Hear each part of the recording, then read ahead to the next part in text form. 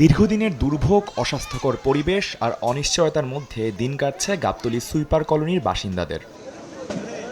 বাসস্ট্যান্ডের কাছেই টিনের ছোট ছোট ঘরে বসবাস করছেন সিটি কর্পোরেশনের পরিচ্ছন্নতা কর্মীরা। ৪ বছর আগেই নতুন ফ্ল্যাট পাওয়ার কথা থাকলেও এতদিনেও আসেনি কোনো সুখবর। বছরে 2 বার আমরা পানিতে ডুবি। আমাদের ঘরে যত খেতা বালিশ কাপড় চাপড় সব গাট্টি বেঁধা ফেলাইতে হয়। 6 মাস পরে, এই 1 বছর পরে, এই 3 মাস পরে এরকম করতে করতে মনে করেন 5 বছর হয়ে গেছে। বৃষ্টি হইলে আমরা ঠিকমতো বসবাস করতে পারি না, আমাদের খুবই সমস্যা। আমাদের এই কলোনির ভিতরে যারা আছে সবাই পাওয়ার পরে এরপরে যদি থাকে এরপরে সিটি কর্পোরেশনে বসবো, কারে দিব না দিব, আগে আমার কলোনির মানুষে পাওয়ার পরে। গাবতলী সুইপার কলোনির বাসিন্দাদের দীর্ঘদিনের আবাসন সংকট নিরসনে ফ্ল্যাট হস্তান্তরের ঘোষণা দিয়েছে সরকার। প্রশাসক বলছেন আগামী 3 মাসের মধ্যেই 784টি ফ্ল্যাট বুঝিয়ে দেওয়া হবে সিটি কর্পোরেশনের পরিচ্ছন্নতা কর্মীদের।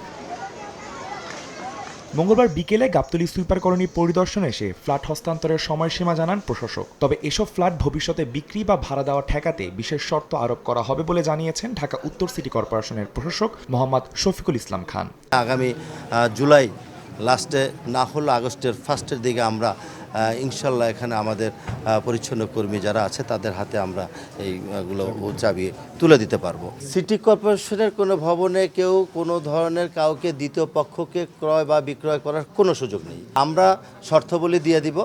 আমরা তাদের জন্য বসবাস করার জন্য এটা নির্মাণ করেছি, তারা যাতে এখানে বসবাস করে এবং বাধ্যতামূলক তাদেরকেই বসবাস করতে হবে। দীর্ঘ প্রতীক্ষার পর অবশেষে ফ্ল্যাট পাওয়ার আশায় থাকা সুইপার কলোনির বাসিন্দারাও জানিয়েছেন সবার আবাসন নিশ্চিত হলেই নতুন ফ্ল্যাটে উঠবেন তারা। আদনান তুর্য, সময় সংবাদ, ঢাকা।